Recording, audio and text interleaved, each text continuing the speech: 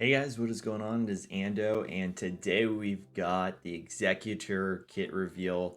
Now, this ship looks crazy. I've already read through the kit, and one thing that I am going to kind of bring into this discussion is I tested a lot with the bounty hunters, with Razor Crest and all that stuff before they got a cap ship, and I never thought we were actually going to get a cap ship for them. I thought like, hey, this is probably just missing an additional piece, and they don't want to give us another cap ship or something like that. But so to get a capital ship right now for these guys, I'm incredibly excited because they had potential. They always did, but now they have something that ties them together. So let's go ahead and talk about this. And again, I'm going to kind of reference back to the testing and some of the failed testing and why I think that this is now going to be very, very successful, other than the obvious, which we're going to get into right now. So the tags are it's Dark Side and Empire. Basically, the overall gist is that, hey, it does have Empire synergies in there, but you're really going to use the bounty hunters here. And I know we always joke around about CG not communicating clearly, so I just really, really love this part right here. Like, it just very clearly says that you're going to achieve dominance in Fleet Arena. And yet I still see people in Discord saying like, "Oh, I think it's gonna suck," or something like that, or they're trying to figure out a way or other things to beat it. So I'll just talk a little bit about like I said, my experience with this. But I think first what we should do is we should just actually look at the crew ability, because I like to read that first for ships because it feels like that builds on the other stuff. So the final text is bounty hunter allies have 35% max health, max protection, offense, and ignore taunt on crewless or droid ships. So there goes your malevolence right away. And all those ships like, BTL Y-Wing, the regular Y-Wing, all those, pilotless ships are now, I won't say useless, but almost all of them are taunters. And so you're going to be able to go around that, which is really nice. Just the thought of adding 35%, max health and protection to a guy like Houndstooth is just scary to me, in all honesty. And then some of those ships hit really hard, like adding 35% offense to a Relic IG-88. It sounds like that's going to be really, really powerful ship as well.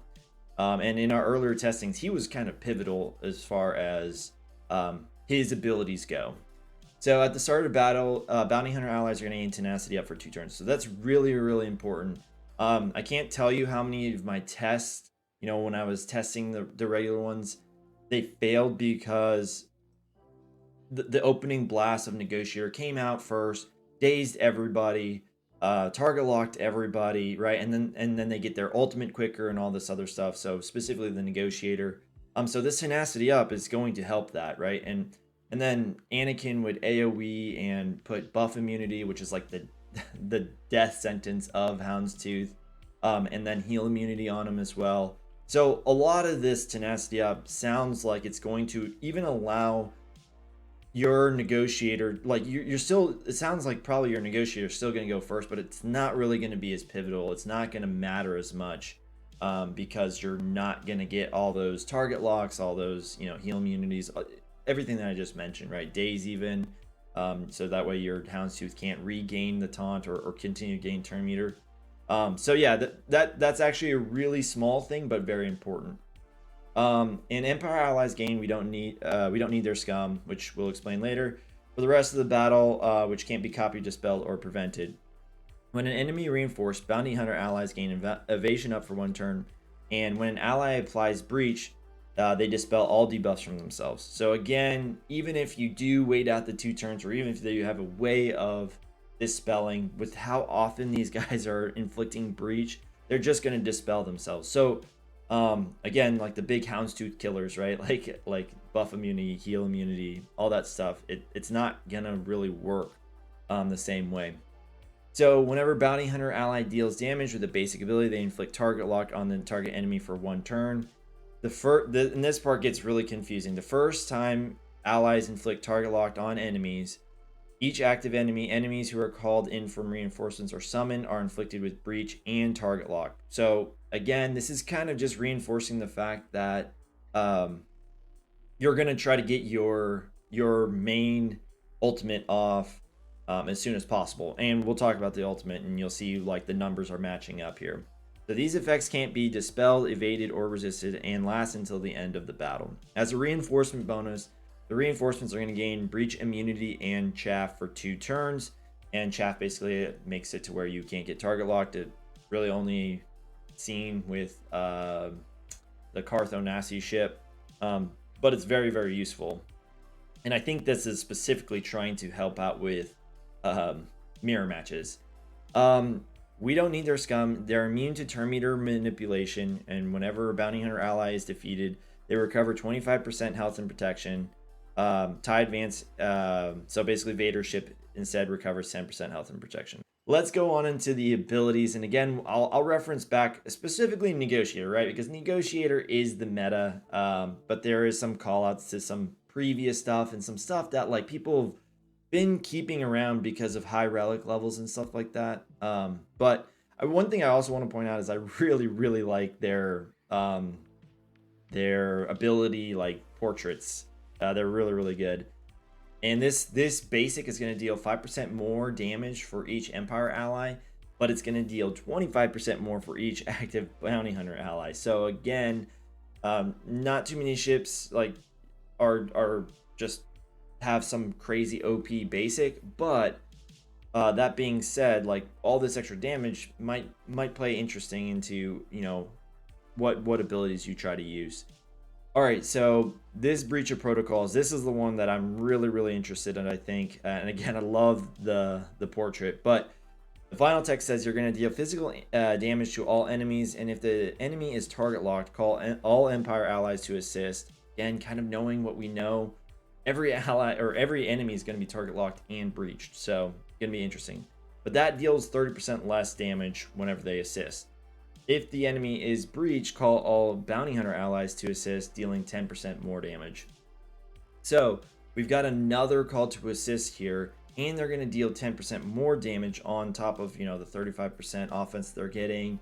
And they were already decently hard-hitting ships too, so that call to assist might really, really hurt. But here we go. So special number 2, it's cooldown of 5. We only need to keep them from escaping. This one is also a very, very much houndstooth savior thing. Or at least that's what it sounds like to me. Bounty hunter allies gain potency up for 1 turn. Dispel outmaneuver, which is the ability that Hans Millen Falcon does whenever he does his little wiggle.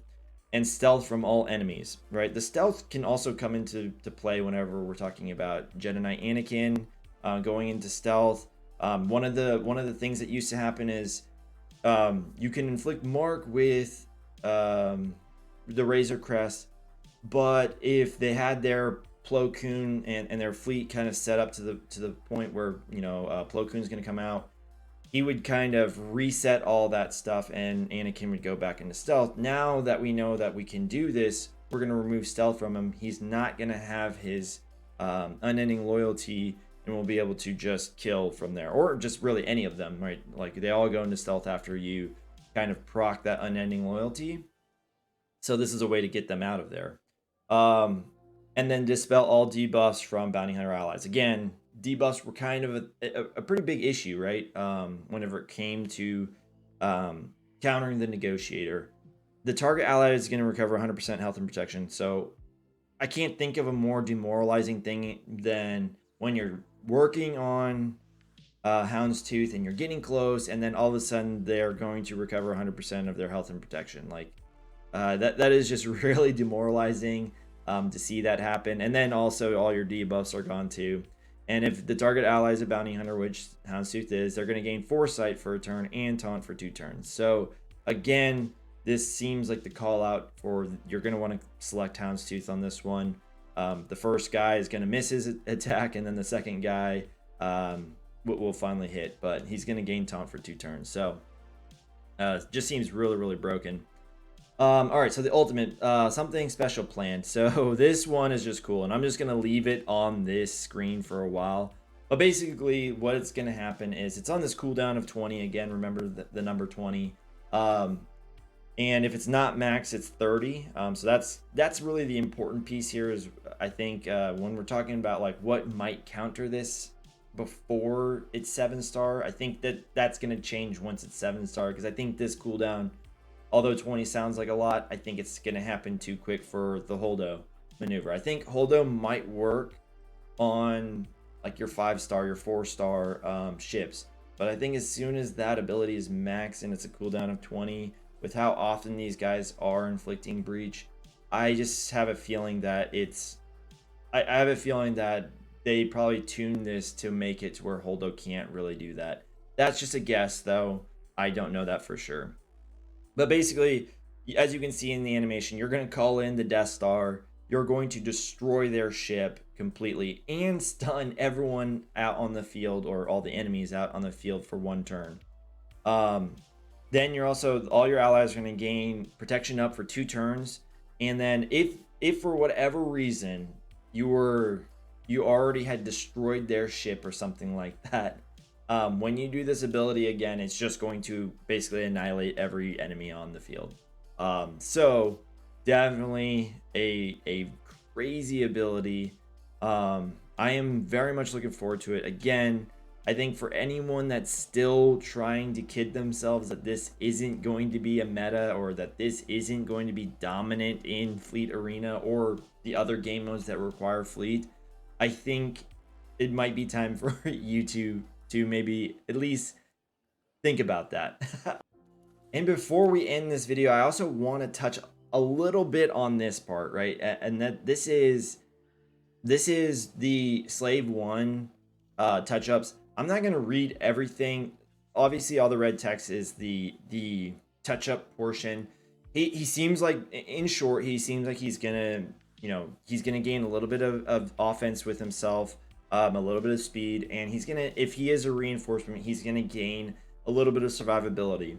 The big thing that I want to talk about, and again, why I want to talk about this, is because we don't know with touch-ups what is happening underneath the hood, was what I referenced it as. We don't know. And the biggest example that I can think of is back in the day when Jedi Knight Anakin got his touch-up.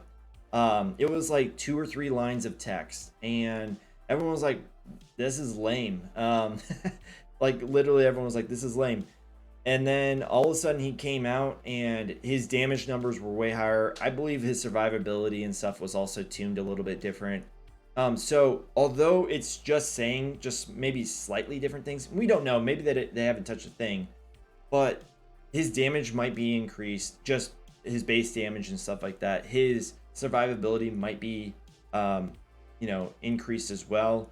So the Boba Fett that we get post this touch-up might not be the same one that we remember, because I think everyone knows right now that Boba Fett is this guy that, like, he comes out as a reinforcement, he taunts, and then he like gets killed by two attacks because he's just super flimsy.